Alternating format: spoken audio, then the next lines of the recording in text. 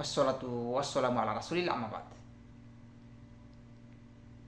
নাতনি কখন দাদার সম্পত্তি থেকে অর্ধেক সম্পত্তি পাবে? নাতনি 4টি শর্তের ভিত্তিতে দাদার সম্পত্তি থেকে সে অর্ধেক পাবে।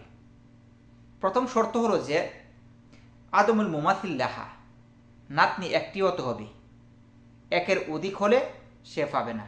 একটি হলে, এটা হলো প্রথম শর্ত, একটি হলে সে পাবে অর্ধেক সম্পত্তি, এটা 1 নম্বর শর্ত, একটি হতে হবে। 2 নম্বর শর্ত হইল যে আদমুল মুআসসিব লাহা, কোনো নাতি থাকা যাবে না। দাদার যদি যিনি মারা যাবেন, দাদার যে যদি নাতি থাকে, তাহলে নাতনি অর্ধেক সম্পত্তি পাবে না। অবশ্যই মনে রাখতে হবে আদমুল মুআসসিব, নাতি থাকা যাবে না, নাতি থাকা যাবে না, বা নাতি যদি থাকে তাহলে অর্ধেক সম্পত্তি পাবে না, আর নাতি না থাকলে অর্ধেক সম্পত্তি পাবে। এটা 2 নম্বর শর্ত।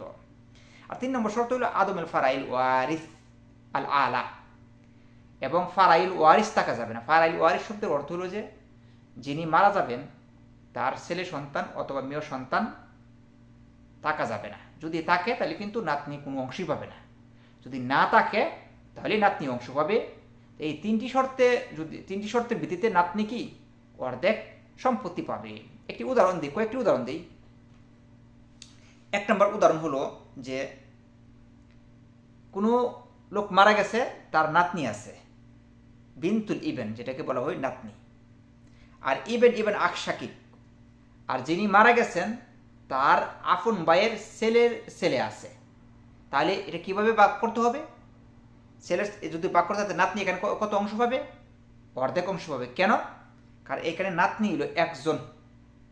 2 নম্বর কারণ হলো কি, এখানে কোনো নাতি নাই।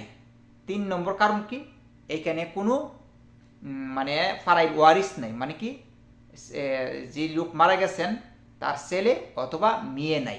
এই কারণে নাতনি পাবে কত অংশ?